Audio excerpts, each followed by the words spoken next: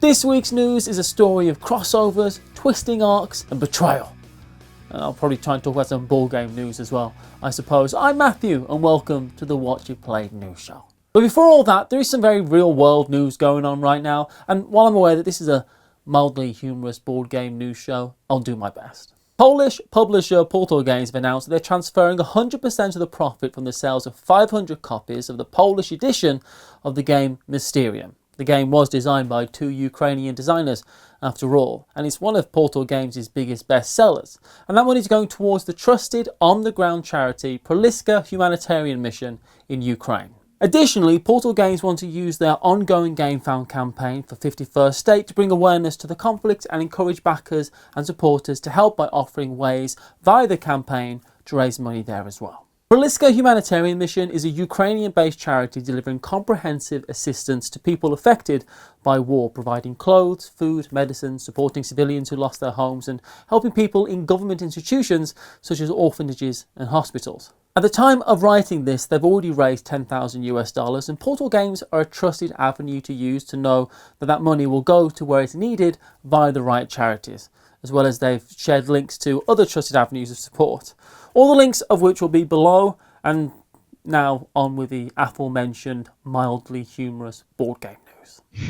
We'll start, like so much breaking news, with a tweet posted by Avalon Hill in the form of a creepy video about Betrayal at House on the Hill 3rd edition, followed by a mild threat, which I appreciate. So what do we know about this? Well, not much, honestly, other than the video was posted originally on the Hasbro Pulse YouTube channel, so maybe we can expect another Hero Quest style funding campaign, but that's speculation at this point. But from Hasbro's online activity, it seems like a non-legacy, updated edition of Betrayal at House on the Hill with specifically better player health dials, as well as other secrets on the way. Classically, in the game, 3 to 6 players explore a haunted mansion until someone does a betrayal. And I've got a soft spot for the ridiculousness and stress that this game provides. So I'm excited to see what's on offer with version 3. This episode is made possible in part by... What do you mean there's a continuity error in this video? In part by Disney Villainous, Bigger and Badder from Ravensburger, an expansion to Disney Villainous that can also be played on its own. In Villainous, each player takes control of a different villain from a Disney movie with their own deck of schemes, player board and 3D character piece.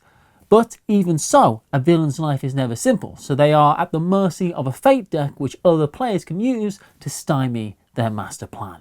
In Bigger and Badder, Syndrome uses his minions and advanced technology to come out ahead.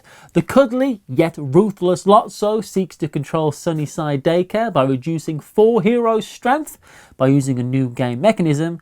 And those playing as Madame Mim will need to win a wizard's duel against Merlin, using Mim's transformations to defeat Merlin's. Disney Villainous, Bigger and Badder, plus even more cunning characters to control are all available now, so follow the link in this video's description to find it near you and experience why it can be so good to be so bad.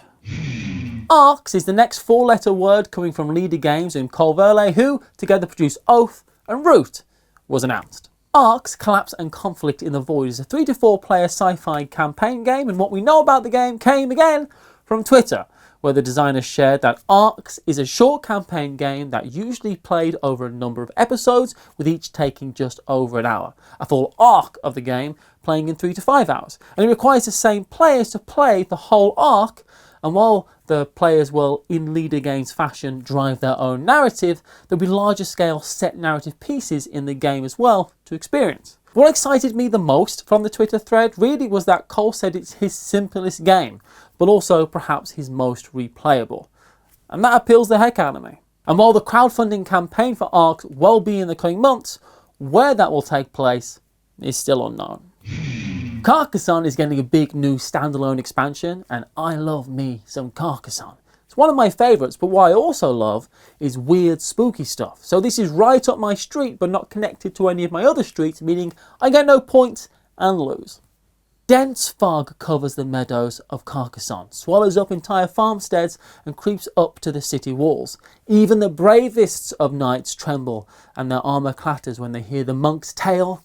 The mist brings forth the souls of the Cathars, hunted during the Crusades, and now they've come back for justice.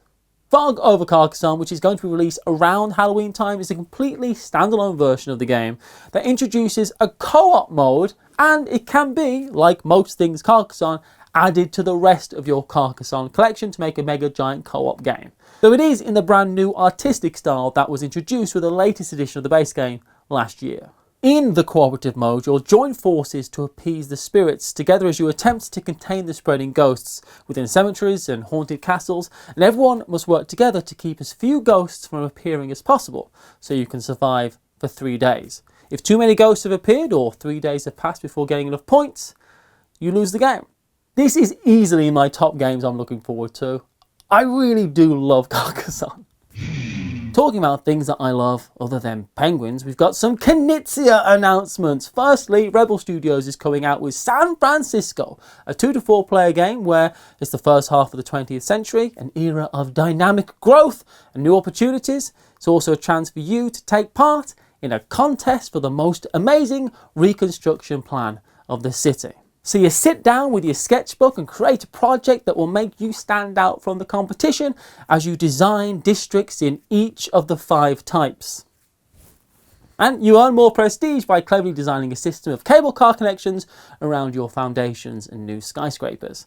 San Francisco is coming in Q2, whereas in Longboard from 25th Century Games, who are also making the raw reprint, it's a beautiful day at the beach and the surfers are out shopping for new boards, and you want to create the biggest longboards to establish your surfboard shaping shop as one of the best in town. This is all done by 2 to 4 players by drafting and trading surfboard pieces in an attempt to build the tallest and stockpile the most surfboards. Look, if it's a new game with Knizia's name on it, I'm probably going to try it and I'm going to buy it.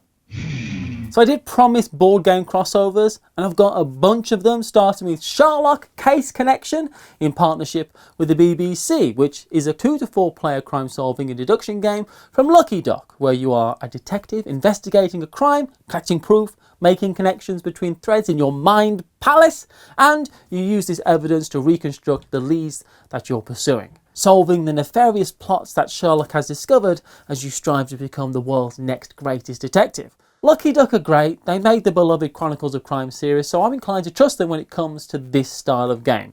So if you like the show, it's definitely one to look out for. There are 3 crossover announcements from Funko Games, starting with one of the best Disney movies ever, a Goofy movie. In a Goofy movie game, you join Max and his friends as they race across the United States, playing cards to collect memories for their scrapbook, and you try to score the best seats by the time Powerline hits the stage. If you remember this film, then boy does this hit hard in the nostalgia. Funko also announced both the Ted Lasso party game and the Parks and Rec party game. The Ted Lasso party game is described as a feel-good game that features characters, events and quotes from the show, with a football-shaped dice and a biscuit box-shaped tray that I'm sure means something to the people that watch that show. And it plays 2 to 6 players in 20 minutes. Whereas the 3 to 6 player Parks and Recs party game, which comes with a Lil Sebastian figure, has you choosing projects to work on, but you want to be the one that gets the most credit for those projects, because that means you'll get the best rewards. And if you love these shows, then they seem like safe bets for sure. Hasbro made some mass market board game announcements that really did make me smile, but the one that I'm most interested in is combining escape room games with a house that you'd want to escape from, with the announcement of Clue, Treachery at Tudor Mansion Escape and Solve Mystery Game. That is not a graceful title. But I like the look of this one, as it has players trapped in the infamous mansion and they're working together to escape while also still needing to figure out who the murderer is. It's coming in autumn and is for 1 to 6 players, which is another twist I wasn't expecting.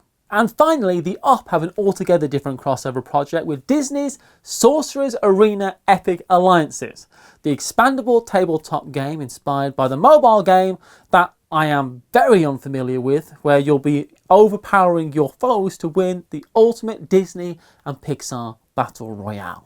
In this Disney-themed strategic battle arena, every choice, we are told, determines your legacy.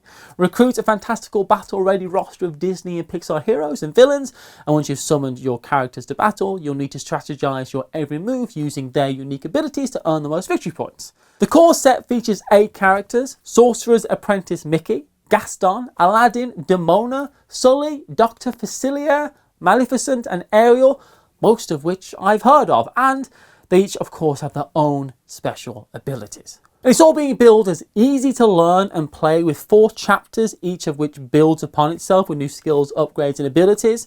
The Op have been knocking it out of the park with these Disney games, and Sorcerer's Arena plays 2 to 4 players and is out in June. And that's the news. To continue your journey with us, this one is all about the Best Board Gaming Awards and other burning board game questions. Spoiler alert though, they are only figuratively on fire. Thank you everyone.